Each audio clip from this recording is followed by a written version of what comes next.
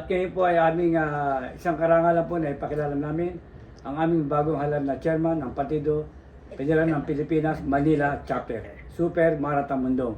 At siya rin po ang aming ini-endorso bilang alkalde ng Nasud ng Maynila sa darating na 2025 mayoralty election. Please.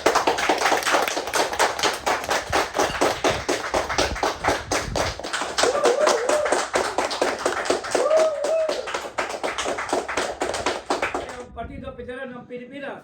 Mabuhay! Mabuhay! Si Super Mara Tamundong. Mabuhay! Mabuhay ang ating Pangulong Bongbong Marcos Jr. Mabuhay!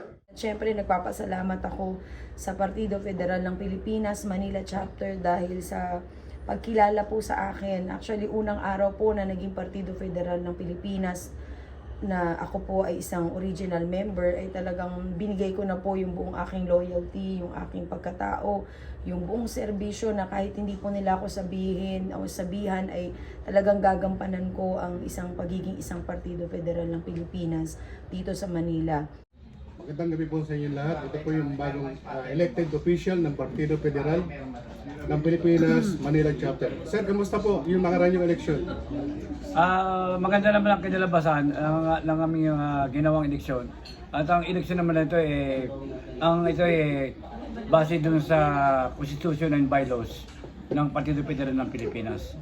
At ang lahat naman ay, ang mga dumalo doon na mayroong mahigit 200 membro, ay lahat naman sila sumang-ayon na magkaroon ng eleksyon. Kaya ginanap namin itong eleksyon ito para patunayan na ang Partido Federal ng Pilipinas sa lungsod ng Maynila ay buhay. Masasabi niyo bang very successful po ba yung nangyaring eleksyon? Ay, totoo. Dahil lahat naman lahat sila sumang-ayon. At talagang buong kanilang pag-asa na ang Partido Federal ng Pilipinas sa lungsod ng Maynila ay maging buo at matatag. Sa kasalukuyan po, ako ang bagong halal na Secretary General Partido Federal ng Pilipinas, Manila Chapter.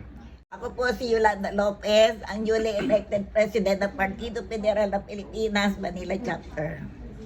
Ako naman po si Remedios P. Oyales, ang nahalal na Vice President ng Partido Federal ng Pilipinas. Okay. Ang mga programa namin ay makatulong sa gobyerno, lalo-lalo na sa ating presidente. At meron kaming bagong chairman ng Partido Federal ng Pilipinas, Manila Chapter. Ang ini-endorso namin dito maging mayor ng Manila ay si Mara Tamundong. Si Mara Tamundong kasi kahit na hindi siya nakaupo, ay tumutulong na lalong-lalo na sa mga senior citizens, sa mga kabataan, sa lahat ng mamayan na At siya ang inanghan naming superhero ng Manila. Hindi lang Manila, buong Pilipinas umiikot si Mara Tamundong.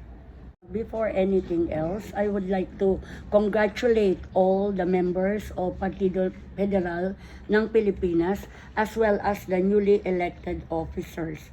Being the newly elected officers, I'd like to inform everyone that the election was held in accordance with the Constitution and bylaws of Partido Federal ng Pilipinas. At isang naging matagumpay po ang eleksyon na ginawa po namin.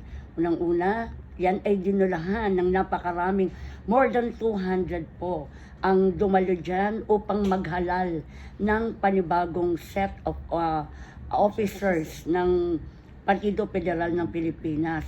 At sa amin pong pag-uusap, kami po ay nagkasundo.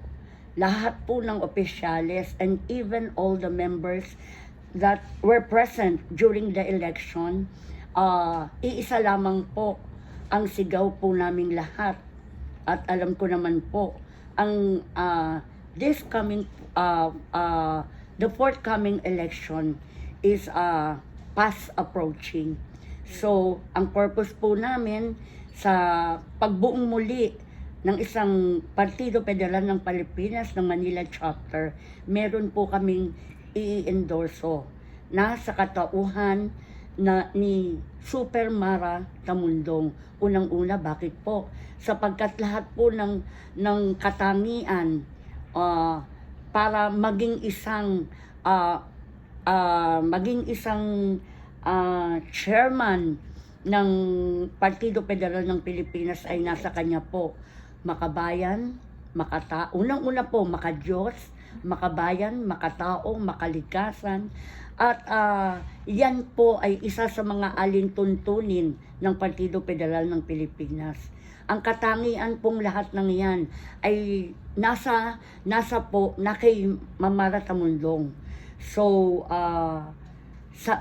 bilang before pa po, sa pagkakakilala po namin sa kanya, noon pa pong pag-create ng Partido ng Manila Chapter, ay from the start na siya po ay kumandidato nung last election, kasama po ang ibang mga last 2022 election, si Super Mara Tamundong ay hindi na po huminto upang ipagpatuloy ang serbisyo, dala po ang partido ng ating Pangulong Ferdinand Marcos Jr. Ang sabi nga po, meron po tayo ngayon na vision mission ng ating Pangulong Ferdinand Marcos, ang bagong Pilipinas. Kami po ay nagkakaisa. Ngayon po, kailangan po natin ng isang taong magbabago sa lungsod ng Maynila. So in line with our beloved President Marcos na bagong Pilipinas, ay nasa katauhan po ng Super Mara Tamundong ang isang sisibol na bagong Maynila. Bagong, hindi pa man po dumarating, this coming 2025 election, we would like to endorse no other than Super Mara Tamundong. Sa akin halos nasabi na nila ang katangian ni Ma'am Mara. Sa akin bilang karagdagan na lang.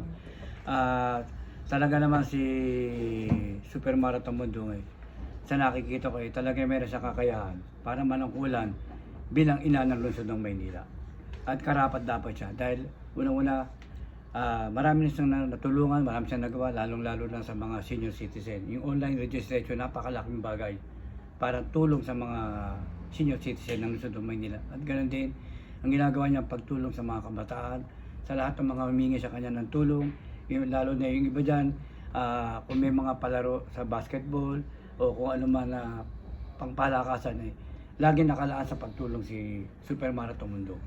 At ako naniniwala, kaya kami po ay siya inendorso namin bilang bagong chairman ng Partido Federal ng Pilipinas Manila Chapter.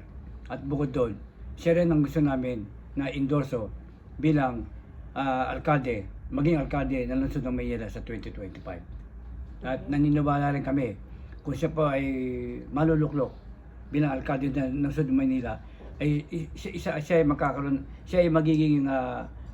tayo ng isang tapat, totoo at mapagkakatiwalaang leader ng lungsod ng Maynila. May future tayo kay Mara Tamundong. Kaya karapat dapat lang siya ang maging mayora ng Manila. Wala na ako nakitang iba pa. Sa edad ko ngayon, senior citizen na. Magmula nang bumoboto ako, no?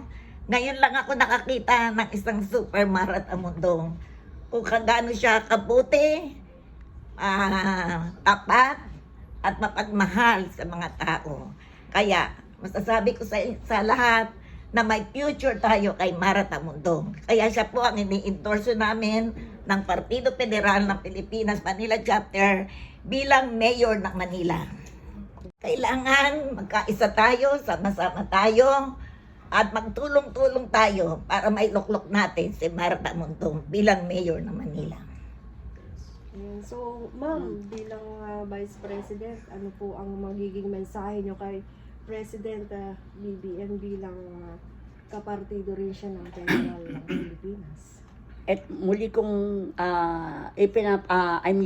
nung sa election po namin, the people were shouting Viva Voce, meaning that the voice of the people is the voice of God, di po ba?